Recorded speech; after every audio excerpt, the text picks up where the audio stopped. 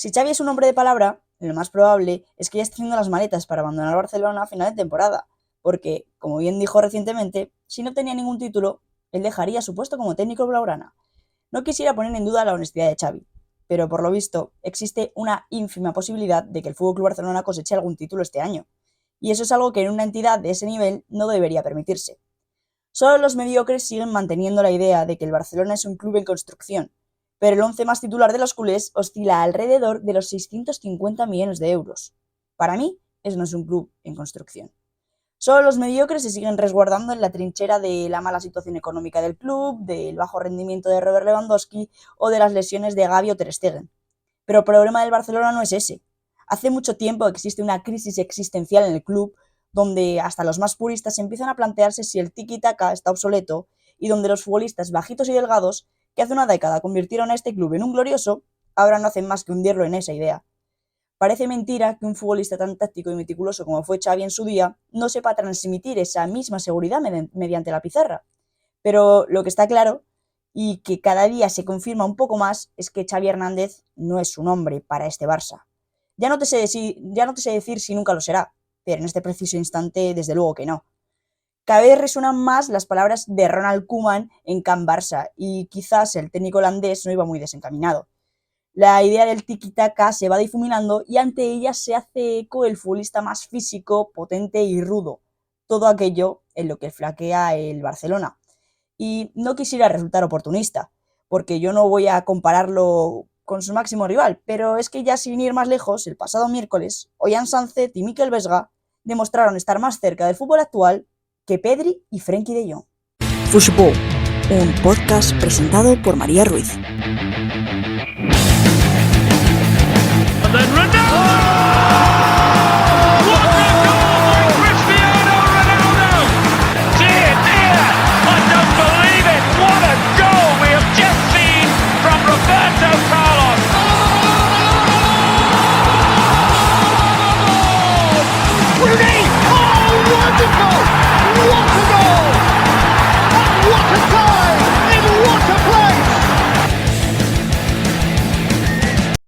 Ya tenemos los 4 semifinalistas de la Copa del Rey y alguna que otra sorpresa dentro de estos 4 semifinalistas. También tenemos ya los 2 finalistas de la Carabao Cup allí en Inglaterra y algunas que otras novedades del mercado de fichajes. Pero antes de empezar, me gustaría, agradeceros a todos las escuchas que ha tenido sobre todo el primer programa. Estoy muy agradecida con todos los mensajes que me han ido llegando y con todo el feedback que he tenido con vosotros. Espero que siga siendo así durante el resto de programas, que os haya gustado. Y bueno, nada más, solo quería hacer esa pequeña pausa para agradecer. Así que bueno, empezamos porque la Copa del Rey no ha dejado indiferente a absolutamente nadie, y ahí ya empezó así con el primer enfrentamiento de cuartos de Copa del Rey que se vivía en Balaídos, con el asalto de la Real Sociedad por segunda vez consecutiva tras la victoria en Liga al conjunto gallego. Los de Imanol, que vencieron 1-2 al equipo de Rafa Benítez en un partido donde en líneas generales fue bastante favorable para el equipo vasco, y así se hizo saber desde el primer minuto de encuentro, donde ya Mikel Oyarzabal aprovecharía para abrir la lata. A partir de ahí el dominio fue evidente por parte de los de Imanol, mientras que el conjunto vigués esperaba en un bloque más bajo en busca del contraataque, una táctica bastante utilizada y recurrida por el técnico madrileño. En la segunda mitad, con los cambios que introdujo Benítez, se notó la mejora de los locales, pero de nuevo caería otro jarro de agua fría sobre ellos con el tanto del debutante Geraldo Becker. Y ya en los últimos minutos de encuentro, Luca de la Torre recortó la distancia, pero fue demasiado tarde. Ya pasamos a la tarde-noche del miércoles, que serían las 2 mayores sorpresas de la jornada copera. El Mallorca de Aguirre, que venció por 3-2 al líder de la Liga y le roba las aspiraciones de un doblete soñado. El partido que fue una completa locura y ya se vio desde los primeros instantes, con ocasiones para ambos lados, pero una vez Kyle Larin abrió la veda, se desató la locura en Son Moix. Poco tardaría en llegar el doblete de Abdou Prats para firmar un 3-0 en el minuto 35 de partido. Una absoluta locura, sobre todo si estamos hablando de que enfrente tiene al líder de la liga, que es el Girona de Mitchell. A partir del descanso, Mitchell introdujo a su mayor baluarte actualmente, que es Artem Dovik, y a partir de ahí se revolucionó un poco el partido con una versión del Girona más reconocible y donde se hicieron amos de la pelota. Ya en el minuto 68, Cristian Estuani convertiría el primer tanto para los catalanes desde los 11 metros, que también llevó a la expulsión de Antonio Raillo, que se perderá la ida de los enfrentamientos de Copa del Rey. Y en el tardío 90+6, Sabio maquilló el resultado. Nada pudo hacer para evitar su descalificación, y el Mallorca, que vuelve a soñar con ganar la Copa como ya hizo en la temporada 2002-2003. Pero seguido de esa locura en Son Moix, llegaría la locura en San Mamés, porque el Athletic Club de Bilbao de Ernesto Valverde ganó por 4-2 ante el FC Barcelona en un partido trepidante. El partido que ya se abrió rápido en el segundo 36 con el tanto de Gorka Guruzeta, que aprovechó varios rechaces para poder abrir la veda, pero es que ahí no cesaron las malas noticias para los blaugranas, porque en el minuto 23 Alejandro Valde se marchó sustituido por una lesión en el bíceps femoral, que hemos acabado sabiendo que, además de por la intervención quirúrgica a la que el futbolista quiere someterse, se va a estar inhabilitado durante los próximos 4 meses, por lo que se pierde lo que resta de temporada y veremos si consigue llegar a la Eurocopa. A partir de ahí se vinieron los mejores minutos del conjunto culé, con una remontada firmada por Robert Lewandowski y Lamine Yamal en un golazo del canterano blaugrana, y tras el descanso poco duraría la alegría para Xavi, ya que en el minuto 49 Ollán Sánchez volvió a firmar el empate en el encuentro. A partir de la segunda mitad, un duelo mucho más igualado, y justo antes de lo que parecía una prórroga anunciada, Lamine Yamal tuvo en sus botas arrebatarnos esa idea con la ocasión que falla a puerta vacía en el minuto 85, una ocasión bastante clara para el canterano blaugrana, que realizó un partido sensacional, pero que tuvo la posibilidad de meter a su equipo en semifinales en esa acción. Regatea muy bien, bueno, un error de Paredes bastante clamoroso, regatea muy bien a Rizabalaga y se queda solo y tira el balón fuera, algo inexplicable, pero bueno, propio quizás de un jugador sin experiencia y tan joven como Lamine Yamal. Esto empujó al partido a la larga, y con el empuje y la emoción de San Mamés ayudó a los hermanos Williams a sentenciar al Barcelona. Vamos a pararnos un poquito en este partido porque tiene mucho que analizar, y sobre todo mucho que analizar ya no solo del partido en sí, sino de la situación que atraviesa el FC Barcelona. Quizás yo me apresuré, y quizás mucha gente se apresuró con la victoria que sucedió el otro día en el Benito Villamarín, pero parece ser que solo fue un espejismo, esa gran versión de Ferran y ese gran nivel del Barça que consiguieron conquistar el Benito Villamarín por primera vez en la Liga. Empezamos analizando los locales, al Athletic Club de Bilbao, que desarrolló y desempeñó un muy buen partido, con la baja, por ejemplo, que tenía de Íñigo Ruiz de Galarreta, que está siendo un hombre muy importante para Ernesto Valverde esta temporada, un hombre de contención, y tuvo que utilizar a Beñat Prados de titular, algo más inusual. Ya entraría luego en el segundo tiempo Unai Gómez para dar otro aire al equipo, pero de primeras un 11 a lo mejor con esa baja un poco más raro, con Aduares también de titular, en cambio por detrimento de Iñaki Williams, que llegó pero por los pelos al partido, cogió un vuelo directamente desde Costa de Marfil, que es de donde se estaba disputando la Copa de África, donde Ghana fue eliminada, y llegó para robarle el sueño al Barça de poder conquistar un título este año, porque el partido que se marca Iñaki Williams después de hacer un vuelo express es sensacional, con un gol y una asistencia para el jugador ganés. Aparte de eso, el Athletic Club mostró una versión muy reconocible de lo que estamos viendo del equipo del Chingurri Valverde esta temporada, siendo muy dominantes en muchas áreas y muchas facetas del juego, y al final se acabó imponiendo sobre todo esa magia que transmite San Mamés. Es un templo el que muy pocos equipos han conseguido vencer esta temporada. De hecho, solo recuerdo la victoria, y creo que es así, la victoria del Real Madrid en San Mamés en el primer partido de Liga. Y a partir de ahí, San Mamés es un terreno inexpugnable para cualquier equipo que quiera pisarlo. Ya ha perdido el Barça, ha perdido el Atlético de Madrid, y está claro que es un templo, es un templo.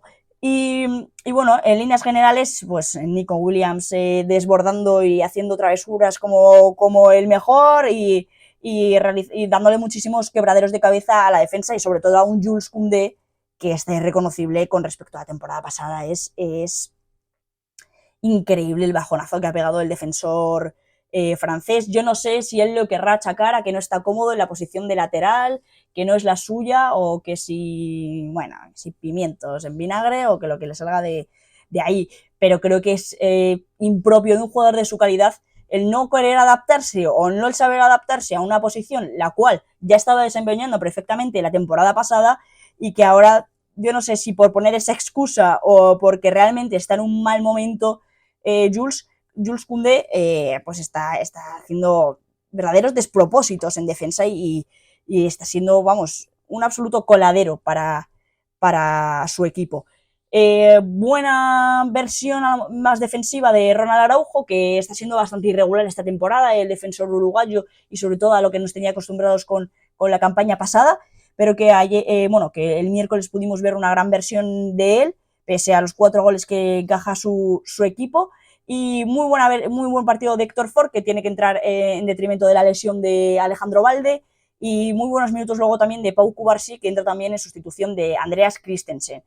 En general, el Athletic Club de Bilbao supo exprimir al máximo todas sus virtudes, y una de las más potentes es el desborde, el regate y el descaro que tiene Nico Williams, y a partir de ahí vio el hueco en la banda de Jules Koundé y ahí fue a hacer sangre, fue a matar y dijo, aquí todo oro, aquí puedo rascar de lo que sea, y Jules Koundé se lo permitió también. Entonces quizás ahí a lo mejor Xavi no estuvo muy astuto al no saber leer que esa situación de partido le estaba perjudicando en exceso.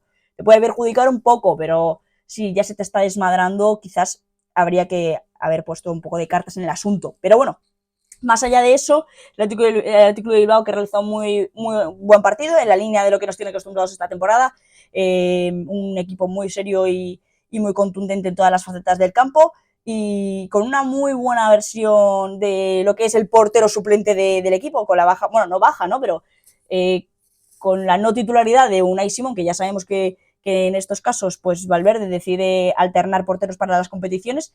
Buena versión del canterano, que veremos ahora en las semifinales, que comentaremos más adelante de cuáles han sido los resultados del sorteo. Veremos cómo se desenvuelve también otro gran rival que le ha tocado al Athletic Club de Bilbao. Y ahora, analizando un poquillo más la situación del Fútbol Club Barcelona, bueno, tiene mucho que comentar.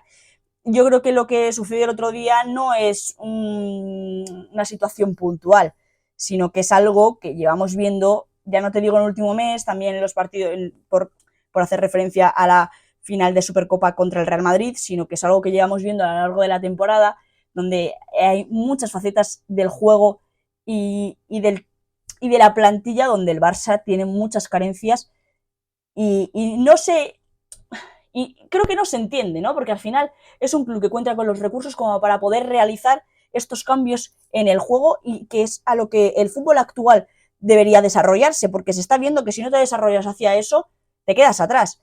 Y una gran explicación de por qué el Barça no es exitoso en Europa y otros clubes sí lo son, es el estado físico que tiene, sobre todo en el centro del campo, porque su centro del campo, yo lo siento por devaluarles de esta manera, pero son unos tirillas estos tíos. O sea, Pedri, De Jong y Gundogan les soplas un poco fuerte y se van volando. Es así de claro. Serán con los pies, bueno, la reencarnación de Zinedine Zidane, eso me da absolutamente igual. Cuando te llega un tío, ya no te digo, es que no querría hacer alusión a jugadores del Real Madrid, porque entonces la comparación va a ser muy odiosa, pero te llega un León Goretzka del Bayern de Múnich, te da así con el hombro y tienes a Pedri lesionado 3 meses. Y es una realidad. Eso también justifica mucho la situación tan grave que tiene, por ejemplo, Pedri, sin ir más lejos, con las lesiones. Es un futbolista que físicamente no está muy desarrollado y que acaba sufriendo muchas lesiones musculares en detrimento de toda esta situación que existe en el fútbol actual. Es decir, el fútbol actual, ya no solo por la carga de partidos a las que ahora están sometidos los futbolistas, que ya nos vamos a cifras de 70 partidos por temporada, sino que es que además de eso es un nivel mucho más alto de juego, mucho más físico, mucho más exigente, donde el FC Barcelona está completamente obsoleto. Haciendo una crítica al tiki-taka, creo que eso está obsoleto. Mucha gente ahora dirá, pero ¿cómo vas a decir eso si el Manchester City fue campeón de la Champions y es uno de los mejores clubes, bueno, equipos del mundo ahora mismo, y juega al tiki-taka? Pero yo no considero que el tiki-taka que nosotros vimos con Guardiola en 2010 sea el mismo tiki-taka que esté empleando Guardiola precisamente en el Manchester City actualmente. Si te fijas, los jugadores que tiene, a excepción de un par de ellos, la mayoría son bastante físicos. La mayoría son muy físicos. Tenemos en el centro del campo vamos a poner, centro del campo del Manchester City podría ser Rodri, Kevin De Bruyne y Bernardo Silva, siendo Bernardo Silva el menos físico de estos tres, pero aunque Kevin De Bruyne nunca haya resaltado por su gran estado de forma, sino más por su calidad, sí es un tío que te puede ganar duelos, y Rodri es el mejor pivote defensivo del mundo actualmente, siendo un portento físico bastante reconocible. El pivote defensivo del Barça, si se podría considerar así, es Frenkie de Jong, que al lado de Rodri, pues se queda en la pestaña de Rodri, literalmente. Entonces, necesitas jugadores de ese calibre. El único que se pueda asemejar físicamente a un estándar de lo que ahora mismo es el fútbol moderno, vamos a decir, este fútbol que se está jugando ahora, podría ser Ronald Araujo o el Robert Lewandowski que llegó del Bayern de Múnich, que estaba cuadrado. Pero Robert Lewandowski, desde que ha llegado al FC Barcelona, ha perdido una masa muscular terrible. Y si ves imágenes de cuando estaba en Alemania como está ahora, la devolución que ha tenido el polaco es escandalosa. Y Ronald Araujo sí es un jugador muy corpulento y portentoso, pero es que consideraría que es el único. Porque si nos fijamos en la defensa que tiene el Manchester City, tienes a Kyle Walker, que es una absoluta bestia, y ahora mismo el Barça tiene a Jules Koundé, que aparte de ser un colador, tampoco, o sea, sí podría llegar a ser un jugador muy voluminoso y corpulento, pero no lo está siendo. ¿Por qué? Porque el Barça no desarrolla esos niveles físicos de los jugadores. Se limitan a siento que se limitan a unos entrenamientos más tácticos y más en busca de la calidad de los jugadores que del desarrollo físico de estos, y no se están dando cuenta de que el fútbol ahora mismo no está yendo por ese lado. Por eso pasa lo que pasa cada vez que juegan en Europa, y me da igual que sea el Galatasaray que el Bayern de Múnich, porque ambos equipos les ponen en problemas a los blaugranas. Entonces, si el Manchester City tiene a Kyle Walker, tiene a Guardiola, tiene a Stones o tiene a Nathan Ake, aunque no sean jugadores de tanto renombre como Joao Cancelo, Ronald Araujo, Jules Koundé o Alejandro Balde, que incluso, pues si hablamos de calidad, probablemente los del FC Barcelona puedan llegar a ser mejores que los del Manchester City, pero es que los del Manchester City son completos toros que te van a vapulear en cualquier situación de partido. Y ya no te hablo de la potencia física que tienen sus delanteros, porque eso ya es otra categoría. Puedes jugar con jugadores corpulentos y habilidosos y adaptarte a esta situación de fútbol perfectamente. El problema es que el Barcelona puede llegar a tener esa potencia muscular que necesita, pero necesita desarrollarse por y para eso. Necesita olvidarse de la idea del tiki-taka y de todas esas memeces que siguen pensando que sirven para esta situación actual del fútbol, que creo que ya no valen. Y se está demostrando que ya no valen. Salen a Europa y les pinta la cara de igual que club sea, porque es que ya no estamos hablando de, no, es que era el Bayern, siempre es el Bayern. No, porque el año pasado te elimina el Manchester United. Este Manchester United, ¿cómo te va a ganar? Me cago en la leche. Es que si no te elimina el Eintracht de Frankfurt, es que otros años te elimina la Roma. Creo que no hay justificación para la situación crítica que tiene el Barcelona, que ya no es que pongas a Pedri o a Oriol Romeu o que pongas a Sergi Roberto o que pongas a Perico el de los palotes. La crisis que existe es seguir pensando que el tiki-taka sigue funcionando ahora mismo. Y está claro que no. Pero hasta que la gente de dentro no se dé cuenta de eso, el Barcelona va a seguir estancado tanto en Liga como en competiciones internacionales. Porque en Liga juegas contra el Madrid y pasa lo que pasa. Porque el Madrid tiene a Tchouaméni, tiene a Camavinga, tiene a Fede Valverde, que en el centro del campo arrasan. Y es que el Girona tiene también jugadores que siguen arrasando, o el Atlético de Madrid, porque el Atlético de Madrid también tiene jugadores muy potentes como Marcos Llorente o Rodrigo de Paul, o con mucho nivel físico como Antoine Griezmann, aunque no sea un jugador muy corpulento, pero que siempre ayuda mucho y que siempre está para desarrollarse los 90 minutos perfectamente. Y en el Girona tenemos a Aleix García, tenemos a Yángel Herrera, que es un auténtico toro, y eso el Barça no lo tiene. Podríamos imaginar que lo pudiese tener con la idea de Oriol Romeu, pero es que Oriol Romeu se ha demostrado que no tiene nivel para el Barça. Mucha gente ya lo sabía, de entre ellos yo lo sabía, antes de que firmara por el club culé, pero no sé si esta gente pensó que por hacer una buena temporada en el Girona ya eres la reencarnación de Sergio Busquets. Perdóname que te diga, creo que no es suficiente, y se ha demostrado que ahora mismo Xavi cuenta lo justo y necesario con el ex del Girona, porque honestamente no tiene nivel para seguir jugando en el club. Y ahí también quiero hacer referencia a la... Porque es que todo es un compendio de todas estas situaciones y todo este mal momento del Barça se entiende también por cómo la idea que tiene el club. Creo que ya no hay que echarlo solo a Xavi, sino al club en general. Creo que hay gente que sigue pensando dentro del club que tienen unos rangos muy importantes, que esto es a lo que debe jugar el Barça y que como funcionó hace 10, 15 años, va a seguir funcionando ahora. Y está claro que no, todo evoluciona, ya no solo el fútbol, evoluciona absolutamente todo, y al igual que lo que hace 15 años ya no funciona, pues en el fútbol hace 15 años se jugaba un estilo de juego que ahora mismo ya no funciona. Y ahí el criterio de fichajes que está teniendo el FC Barcelona este mercado de verano, por ejemplo, fue muy desacertado bajo mi opinión, y ya lo lleva siendo varias temporadas también, y echándoles un capote también un poco por la mala situación que tienen económicamente. Quizás tampoco pueden fichar a todo lo que les gustaría porque económicamente no pueden hacerse cargo de esos gastos.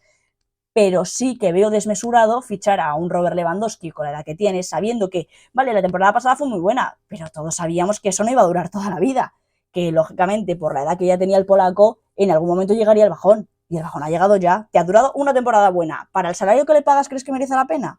Bajo mi criterio, no. Gundogan, el año pasado, una de las estrellas del Manchester City, sin ningún tipo de duda. Pero ya sabes la edad que tiene, sabes lo que va a pasar.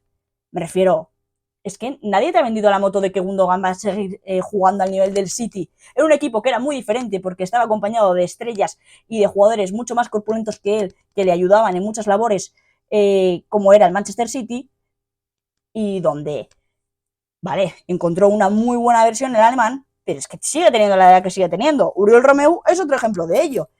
Íñigo Martínez es otro ejemplo de ello. Es pan para hoy, hombre, para mañana. Me refiero, son jugadores que te van a servir a lo sumo, por la edad que tienen, 2 temporadas. A lo sumo.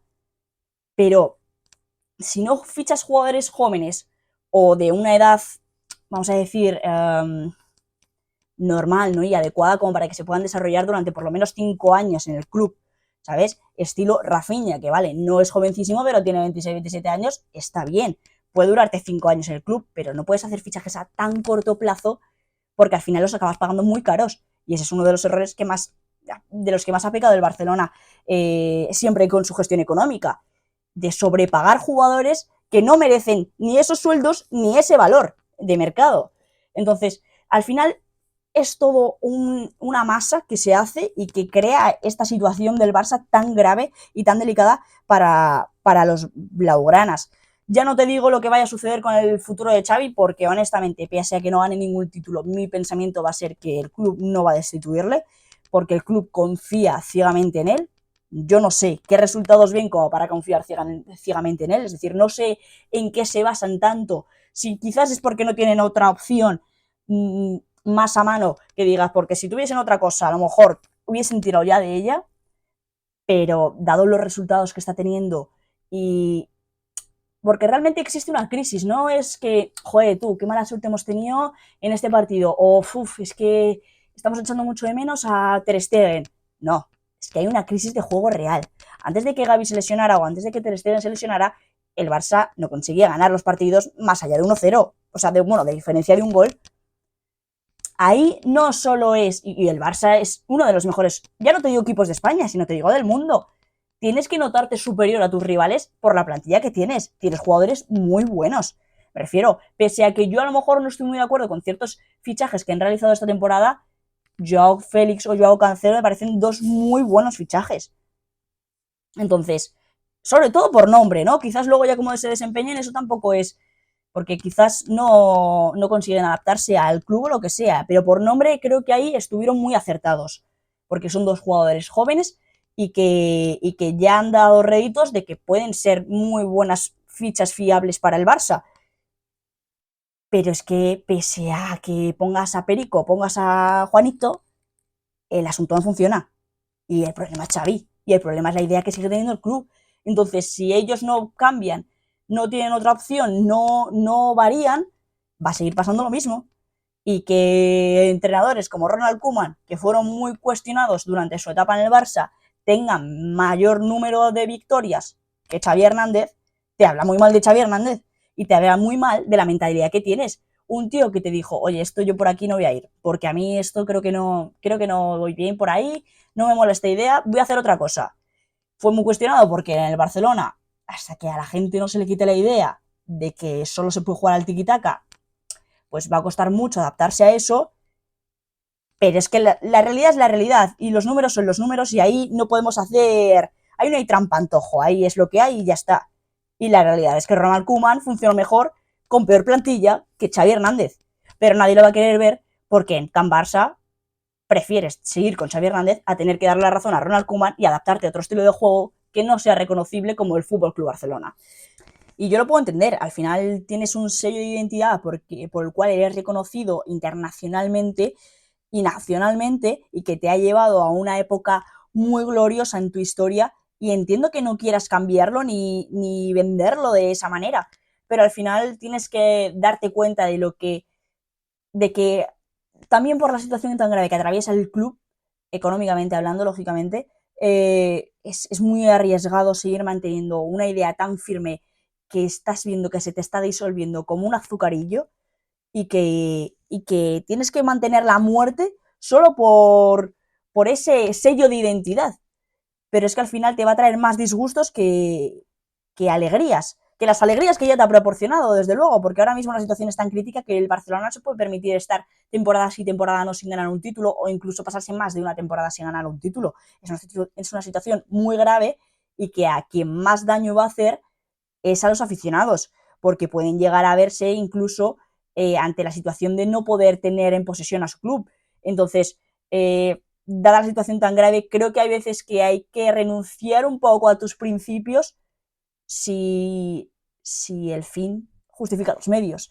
Entonces, veremos cómo acaba desarrollándose toda esta situación. No me quería alargar demasiado porque al final este tema del Barcelona y de su idea de juego, de la crisis existencial que tiene, es muy extenso y es muy debatible y puede darme para un programa perfectamente entero hablando simplemente de la gestión del club y de cómo se está desarrollando en esta época más moderna. Pero bueno, tampoco quería hacerlo de una manera muy puntual sobre el partido frente al Athletic Club de Bilbao porque lo que he dicho, creo que no era una situación puntual, sino que era algo que se venía arrastrando durante más tiempo. Pero bueno, no quiero alargarme más porque es que hay algo más de lo que hablar, porque anoche se jugó el último enfrentamiento de cuartos de final entre el Atlético de Madrid y el Sevilla. El conjunto local que consiguió vencer con un gol en el minuto 79 de Memphis Depay en un partido donde al final nos deja un sabor ciertamente agridulce.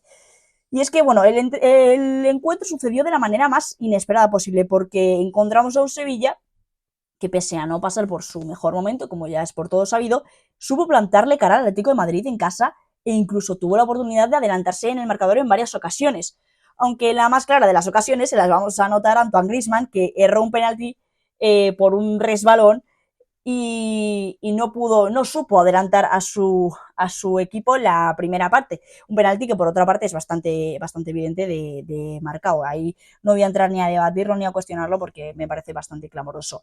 A partir de ahí fue un duelo más parejo donde ambos equipos tuvieron oportunidades de hacer daño al rival, pero quien acertó en este caso fue Memphis Depay a pase de Ángel Correa, quien ahora parece estar más cerca de quedarse en el club colchonero que de irse, según ya confirma el Cholo Simeone en rueda de prensa. Pero el partido estaba claro que no iba a marcharse sin polémica, ya que en el último minuto de añadido, Gil Manzano señala un penalti de Pablo Barrios sobre Eric Lamela. A los pocos segundos, Hernández, el árbitro que estaba en la sala BOR, llama al colegiado para que revise el penalti y lo anula. Y analizando un poquito más esta situación, ya lo dije en el anterior programa, que está claro que no todos los clubes hacen hablar por igual. Y cuando se trata de polémicas está claro que no. Y sí, me da igual, me podéis llamar oportunista, porque yo no querría ni imaginar si el FC Barcelona o el Real Madrid acceden a semifinales de la Copa del Rey con esta situación en el último minuto de juego. No querría imaginar la prensa, no querría imaginar los clubes, no querría imaginar lo que dijera la gente, porque es una situación muy, pero que muy polémica y muy, pero que muy rebatible. Considero que el árbitro de campo pita bien la infracción cuando sin instancia del VAR. Creo que el VAR no debería entrar a no ser que fuera una decisión excesivamente clamorosa, y yo no la considero de este calibre. Existe una duda que nos deja la acción de Pablo Barrios sobre Eric Lamela, que podría atisbarse como penalti perfectamente. Y creo que Pablo Barrios se equivoca muchísimo, porque ya una vez recibe pelota se orienta hacia su portería, empieza a retroceder metros hacia atrás y se le ve muy encerrado. Ahí el Sevilla huele sangre y van a morder, pero como posesos, y está claro que ahí existe un error muy claro del canterano, al que luego Hernández le salva la vida, literalmente. Pero bueno, que a mí me deja muchas dudas, que yo lo hubiese pitado y que hubiésemos estado hablando probablemente de otra situación de partido muy diferente. Pero bueno, así es como se dio, y es que a la 1 de la tarde ya ha sido el sorteo de semifinales de la Copa del Rey, que nos han dejado los siguientes enfrentamientos.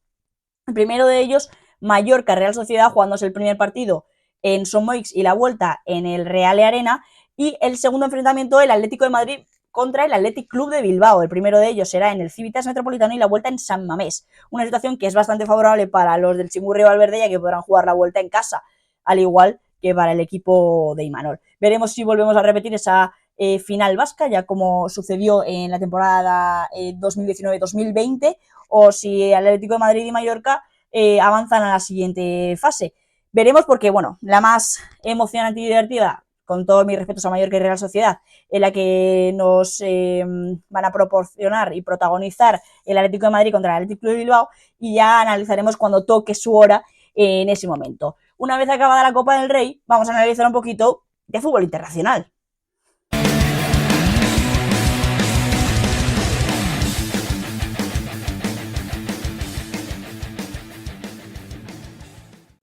Bueno, y en clave de fútbol internacional vamos a hablar porque tenemos los dos finalistas de la Carabao Cup. El Chelsea, que vapuleó al Middlesbrough venciendo por 6-1 en Stamford Bridge y accede así a la final, y al día siguiente se enfrentaba el Liverpool contra el Fulham, que con el empate a 1 le bastó para poder acceder al pase a Wembley. El próximo 25 de febrero viviremos esa final en Wembley de la Carabao Cup, que repite finalistas de la edición 2020-2022. Unos finalistas que se encuentran en situaciones bastante adversas, un Chelsea muy regular, ya sabemos que con todos los fichajes que hace al final Pochettino cuenta con excesivos jugadores que ninguno de ellos creo que considere de calidad suficiente como para jugar en un club de pretensiones como el Chelsea, pero que es lo que hay, es que es lo que hay, y con eso tienes que ir tirando. Hay ciertos jugadores que, si tuvieran su nivel de forma más óptimo, podrían llegar a ser muy buenos futbolistas para el Chelsea, pero que ahora mismo pues no estamos encontrando la mejor versión de ellos. Si bien es cierto que estos últimos, vamos a decir, 2 meses, estas últimas semanas, estamos encontrando un Chelsea un poco más reconocible y al que le ha costado muchísimo carburar con respecto al inicio de temporada, pero veremos cómo será esa final contra el Liverpool, un Liverpool que, por otro lado, tenemos al líder de la Premier League, que está mucho más sólido, mucho más contundente. Sí es cierto que con nombres menos reconocibles, que quizás a lo mejor los que le hicieron llegar a finales de competiciones europeas hace pocos años, pero que con unas ideas mucho más serias, y se ve un equipo más hecho, vamos a decir, ¿no? Más contundente, más serio, más concentrado, y que sabe perfectamente a lo que quiere jugar y a lo que quiere hacer. Tenemos un Darwin Núñez mucho más eficaz, mucho más ya no te diría, bueno, sí te diría útil, ¿no? Útil, que al final encuentras recursos de él donde los quieras. Puede ser ese Karim Benzema 2.0 que puede ayudar a las entradas de Diogo Jota, Luis Díaz o Mohamed Salah, y puede ser ese delantero rematador que en muchas ocasiones se le necesita. Estamos encontrando esa mejor versión del uruguayo que queda un poco atrás y que deja un poco atrás a la versión que nos dio la temporada pasada, un poco más agridulce. Y con las incorporaciones, por ejemplo, de Dominic Szoboszlai, que ha caído de pie, en Liverpool, pues hacen del equipo de Jürgen Klopp un equipo bastante completo. Y además de estos dos partidos de la Carabao Cup, también se dio en Bundesliga la victoria del Bayern de Múnich frente al Union Berlin por 1-0, de ese partido atrasado por la nieve, ¿no? Para el conjunto bávaro anotó Rafael Guerreiro para poder darle esos 3 puntos, y el equipo de Thomas Tuchel, que se queda ahora mismo a 4 puntos del Bayer Leverkusen, ya con el mismo número de jornadas. Pero es que la bomba del fútbol internacional ha saltado esta mañana, porque Jürgen Klopp, el técnico del Liverpool, que precisamente estábamos analizando hace unos instantes, anuncia que dejará el Liverpool a final de temporada. El técnico alemán, que cosecha ya 8 temporadas en el club inglés, donde ha logrado, por ejemplo, una Premier League y una Champions, accediendo a 3 finales de ellas como títulos más reconocibles, y también a expensas de lo que suceda esta temporada, porque ya sabemos que va líder de la Premier y ahora mismo acaba de llegar a la final de la Carabao Cup. Pues bueno, ha dicho que va a abandonar el club al final de esta misma. El técnico, que achaca esta decisión al cansancio y a la exigencia que tiene un cargo como el suyo en un club tan importante y tan prestigioso como el Liverpool. Asegura además que no ha habido ningún problema con ninguna parte del club y que es una decisión propia que con honestidad quería transmitir a la afición red. Ahora mismo, la verdad que se plantea una situación bastante complicada para el Liverpool, que debe buscar un sustituto de aquí a los próximos 5 meses, y honestamente, con los técnicos vacantes que encontramos ahora mismo en el mercado, tampoco encuentro una figura reseñable que pudiese encajar con el Liverpool. Y realmente la situación es más crítica de lo que parece, porque desde que llegó Jürgen Klopp, el Liverpool se ha asentado en unas bases y se ha construido un equipo en función de lo que el alemán quería, pero es que antes de que llegara el alemán, el Liverpool vagaba en una situación de desconcierto muy grave. Llevaban, bueno, más de 20 años sin ganar la Premier League, pero es que los técnicos que habían pasado por ahí, a excepción de la última vez que estuvo Benítez ganando la Champions, había sido una catástrofe. Habían sido catástrofe tras catástrofe y sin clasificarse a Champions muchos años de ellos, y jugando Europa League, Europa League porque en ese momento no había otra competición. Pero bueno, el más destacado de esa época fue Brendan Rodgers, que consiguió quedar segundo con ese resbalón de Steven Gerrard y perder la Premier League de manera un poco cruel para el Liverpool. Y veremos, ¿no? Veremos qué pasa con el futuro del banquillo del Liverpool, y veremos qué pasa con Jürgen Klopp. No sé si con esta decisión que ha tomado, pues querrá tomarse un año sabático y bueno, 1 o 2, o los que él decida, y alejarse un poquito del mundo del fútbol, porque bueno, recursos económicos no creo que le falten, y pues además entiendo que es un cansancio y una exigencia y una exposición muy prolongada y muy exigente.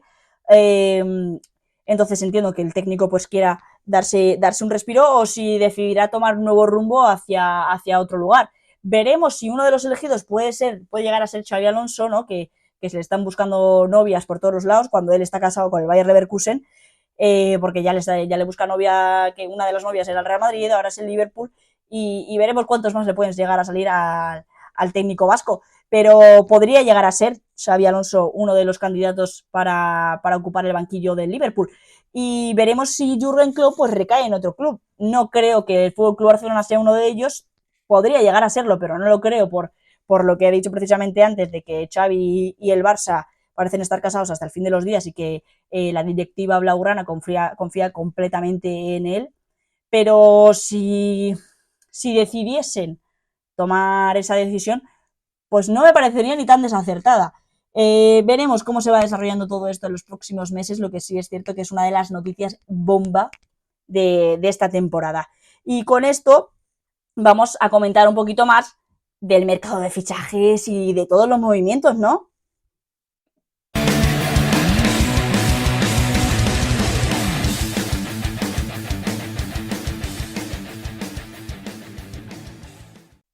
Bueno, y para haber pasado solo 3 días, ha habido bastantes movimientos en el mercado de fichajes. Ya sabemos que quedan apenas, bueno, menos de una semana para que acabe el mercado de fichajes y aquí es cuando más se empieza a apretar.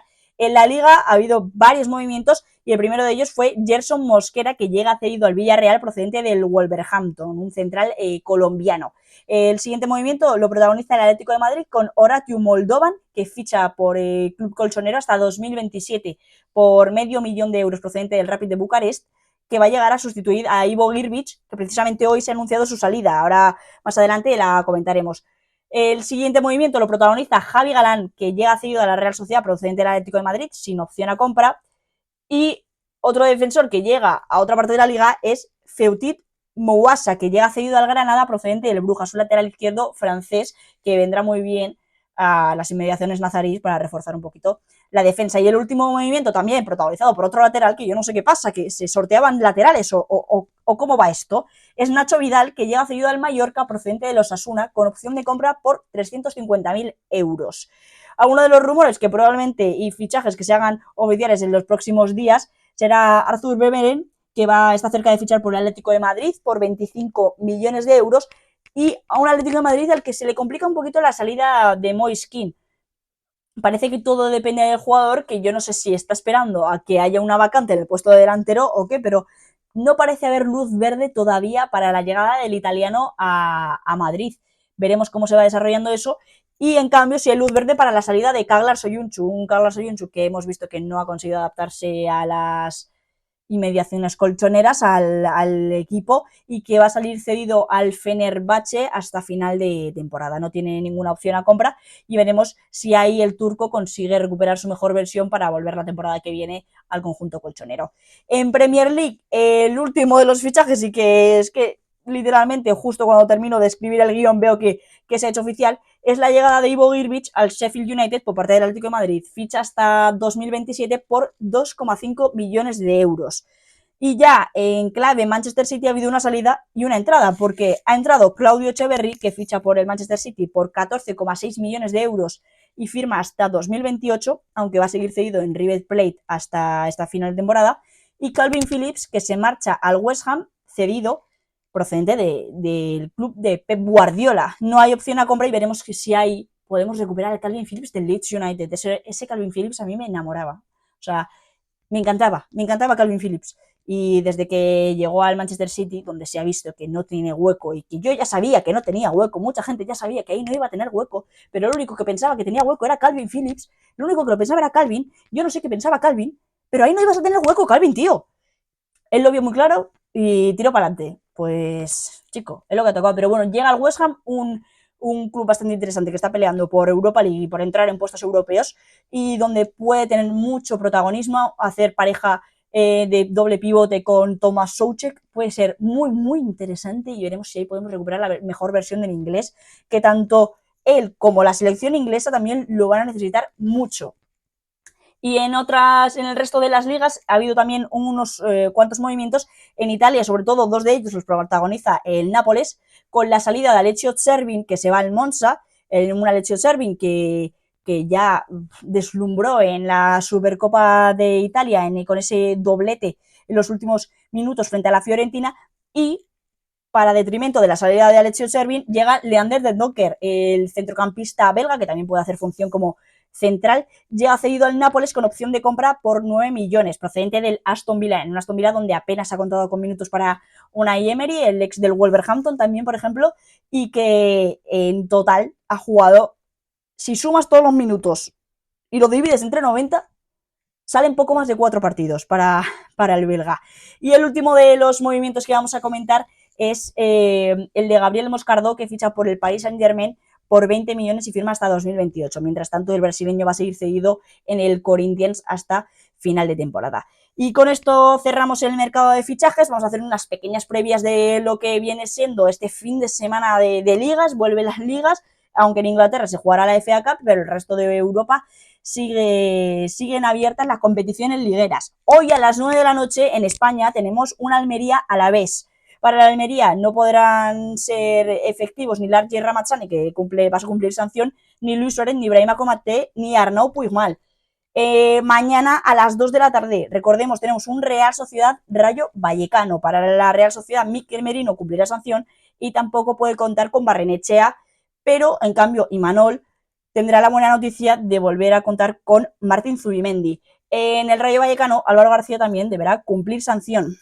A las 4:15 de la tarde del sábado se da ese Unión Deportiva Las Palmas Real Madrid, un partido bastante complicado para los de Ancelotti, que no podrán contar con Jude Bellingham, con su máxima estrella, por sanción, porque tiene que cumplir 5 amarillas, y para los canarios no podrá jugar Julián Araujo, que también tiene sanción, ni Singraven.